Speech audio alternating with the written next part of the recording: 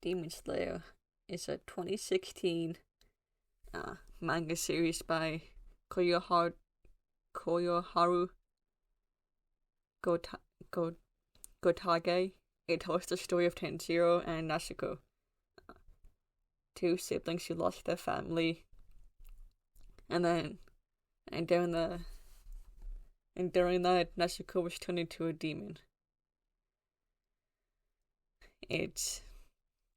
The whole thing is set in the early 1900s Japan, and it's for the most part, a relatively simple story of Tanjiro wanting to find out what happened to his family and see if he can turn Nezuko back into a human. Really, for the most part, it's not that bad of a story, it's just how well it's executed, and for the most part, I think it's executed relatively well in this series.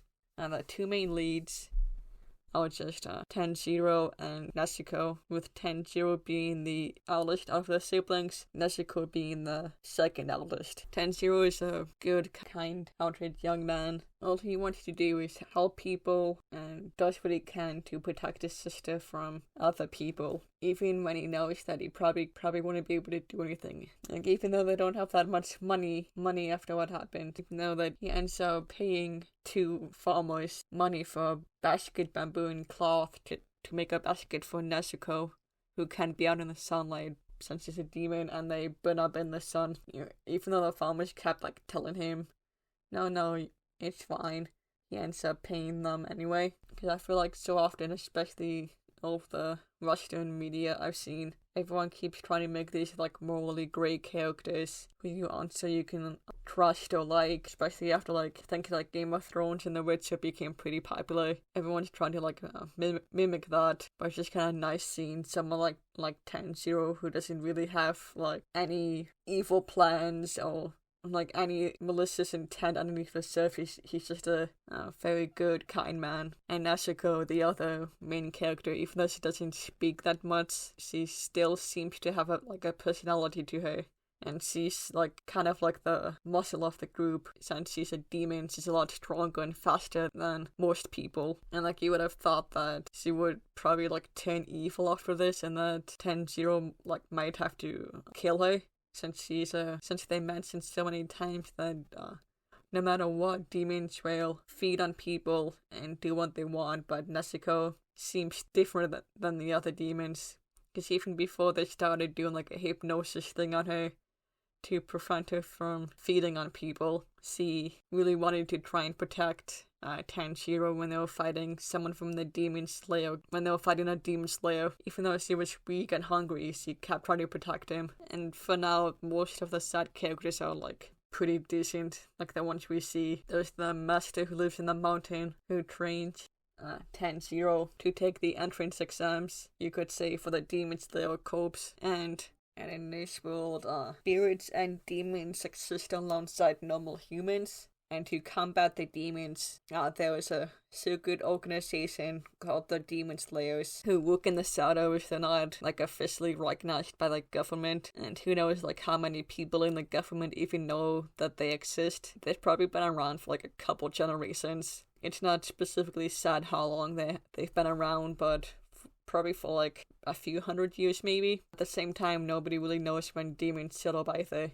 They just kind of seem to have maybe always been there, or just been around probably for as long as the Demon Slayers. And spirits also seem to exist in the world towards maybe the middle of the book, while Tanjiro is training in order to split a boulder. He meets two young orphans wearing fox masks who train him. A young girl and a young boy. Well, the young girl is more of a teacher who explains things to him. The young man often fights with him. They spar together, and eventually the last fight, Tanjiro manages to beat him. But then it's revealed that he actually cut the boulder in half, and the two young teens just vanish. And then he ends up getting admitted to take the entrance exams for the Demon Slayers, where they have to survive for a week on a mountain that's surrounded by wisteria flowers, which demons hate. But inside the mountain, there's many demons, and they have to survive there. And whoever's left become a become like an apprentice demon slayer.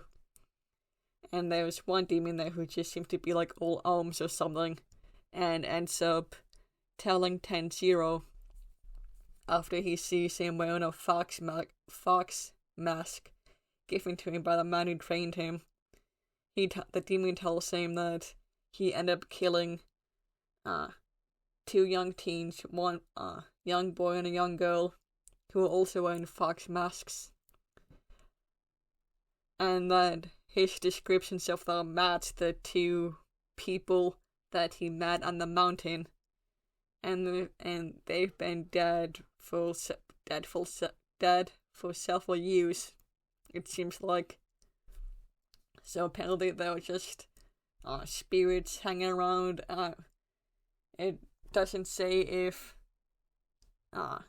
there's a lot of spirits, if these two were staying around so that the demon, until it doesn't say if these spirits were staying around because they had unfinished business, or they just wanted to help out new demon slayers.